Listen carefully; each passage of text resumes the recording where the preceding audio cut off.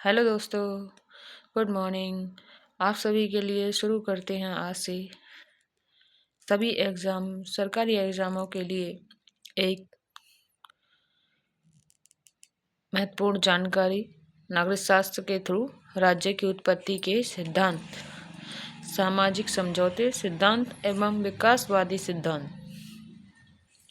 Chapter blueprints मतलब इस chapter के थ्रू जो जानकारियाँ आएंगी वो ये हैं। सामाजिक समझौता सिद्धांत, सामाजिक समझौता सिद्धांत की आलोचनाएं, सामाजिक समझौता सिद्धांत का महत्व, राज्य की उत्पत्ति का ऐतिहासिक या विकासवादी सिद्धांत, राज्य के विकास में सहायक तत्व।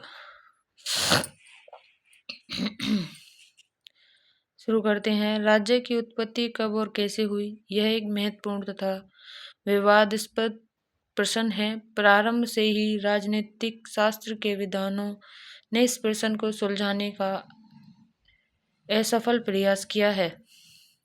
फिर भी राज्य की उत्पत्ति के संबंध में भिन्न सिद्धांत प्रतिपादित किए गए हैं। इन सिद्धांतों में निम्नलिखित प्रमुख हैं।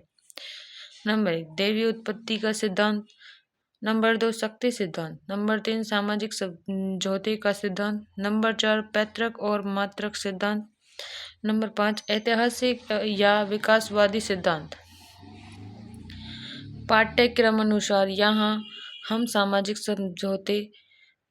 समझौता सिद्धांत एवं विकासवादी सिद्धांत का विवेचन करेंगे। सामाजिक समझौता सिद्धांत।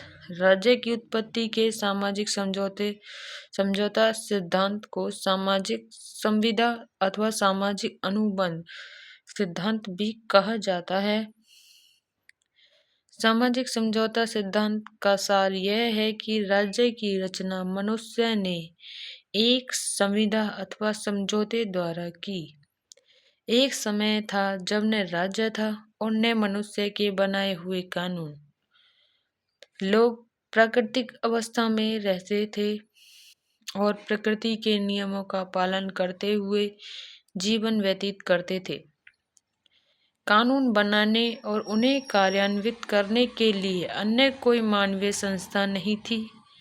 कुछ समय पश्चात उन्होंने राज्य बनाने का निश्चय किया।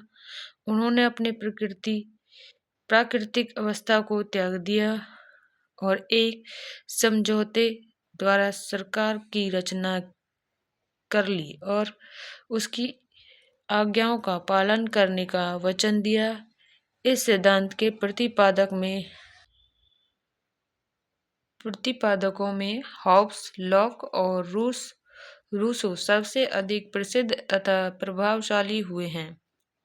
यहाँ हम उनके विचारों की संक्षिप्त व्याख्या करेंगे। नंबर 1, मनुष्य का स्वभाव तथा प्राकृतिक अवस्था। हॉब्स के अनुसार हॉब्स का विश्वास था कि मनुष्य स्वार्थी है। सामाजिकता, प्रेम, सहानुभूति, करुणा तथा उत्कर्ष की भावना उसके स्वभाव का मूल तत्व नहीं है। वह आनंद की इच्छा रखता है और पीड़ा से बचना चाहता है। मनुष्य एक सामाजिक प्राणी नहीं है। वह अपनी महत्वाकांक्षाओं की पूर्ति तथा शक्ति प्राप्त करने के लिए निरंतर संघर्ष करता है। उसका विश्वास था कि प्रारंभ में मनुष्य प्राकृतिक अवस्था में रहता था। उस समय न समाज था और न राज्य और न उसके आचरण को नियंत्रण करने वाले कोई मानवीय कानून। उस काल में मनुष्य का जीवन एकाकी, दरिद्रतापूर्ण, गंदा, पशुवत और अल्प था। सभी मनुष्य समान थे। व्यक्ति में पारस्परिक प्रतिस्पर्धा चला करती थी। प्रत्येक व्यक्ति अन्य व्यक्तियों के विरुद्ध युद्ध के लिए तत्पर रहता था। उस काल में न्याय और व्यवस्था का नितांत अभाव था। लोगों को भले बुरे का ज्ञान नहीं था। शक्ति और छल कपट का बोलबाला था। नंबर 2, लॉक के अनुसार लॉक भी यह मानता था कि राज्य के निर्माण से पूर्व मनुष्य प्राकृतिक अवस्था में रहता था। वह प्राकृतिक अवस्था को शांतिपूर्ण मानता था। प्राकृतिक अवस्था में कानून का अभाव नहीं था, क्योंकि मनुष्य प्राकृतिक कानून के अनुसार जीवन व्यतीत करते थे। प्राकृतिक कानून यह नियमावली है वह नियमावली है जिसका मनुष्य के विवेक द्वारा उद्घाटन होता है और जो यह बताती है कि मनुष्य को क्या करना चाहिए और क्या नहीं। प्राकृतिक अवस्था में सभी मनुष्य स्वतंत्र और समान प्राकृतिक अधिकारों का उपभोग करते थे। लॉक ने जीवन, स्वतंत्रता और संपत्ति को मनुष्य प्राकृतिक अधिकार स्वीकार किया। इसमें संपत्ति का अधिकार सबसे अधिक महत्वपूर्ण है। लॉक मनुष्य को स्वभाव से स्वार्थी और लड़ाकू नहीं मानता।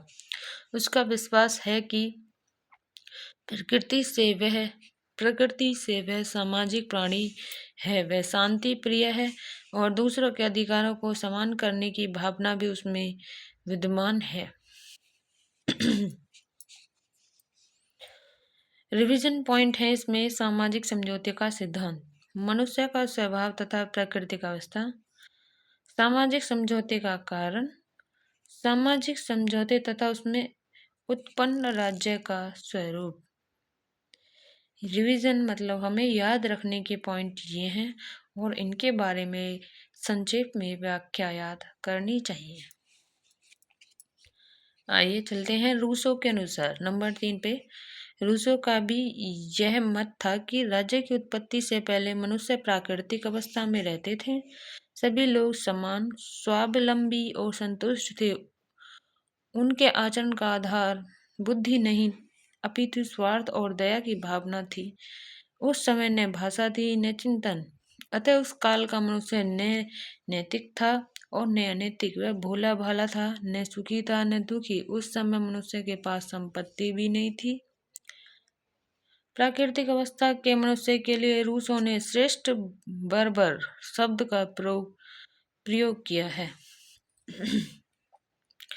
रिवीजन पॉइंट के थ्रू आया है इसमें सेकंड, सामाजिक समझौते का कारण। अब सामाजिक समझौते का कारण, नंबर 1, हॉब्स के अनुसार मनुष्य में 2 स्वभाव गुण विद्यमान थे, एक तो बुद्धि और दूसरी हिंसात्मक मृत्यु का भय। मनुष्य की बुद्धि ने बताया कि संघर्ष की अपेक्षा शांति उत्तम है और द्वितीय मृत्यु के भय से भी उसने अपनी प्रवृत्तियों को नियंत्रण करना सीखा। अतः लोगों ने उक्त 2 कारणों से ही शांति व्यवस्था स्थापित करने के लिए राज्य का गठन किया।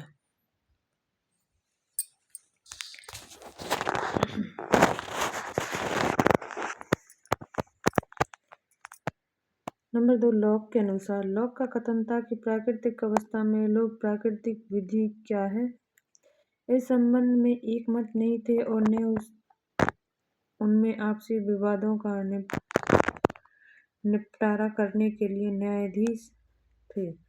इसके अतिरिक्त व्यक्ति में योग्यता भी नहीं थी कि अन्याय के समक्ष अपने प्राकृतिक अधिकारों की रक्षा कर सकता है। इससे अनेक कठिनाइयां और कष्ट उत्पन्न हुए। अतः इस बात की आवश्यकता प्रतीत हुई कि मनुष्य के प्राकृतिक अधिकारों की रक्षा के लिए निश्चित और सर्वविदित कानून हो, उनकी व्याख्या करने वाला कोई हो तथा उन्हें भंग करने वाले को दंड देने वाला भी हो। इसी कारण सभी व्यक्तियों ने सामाजिक समझौते के द्वारा राजनीतिक व्यवस्था को स्थापित करने का निश्चय किया। रूसो के अनुसार रूसो का कथन था कि प्राकृतिक अवस्था अधिक समय तक न चल सकी। जनसंख्या की वृद्धि हुई, बुद्धि का विकास हुआ, मनुष्य आर्थिक प्रगति करने लगे।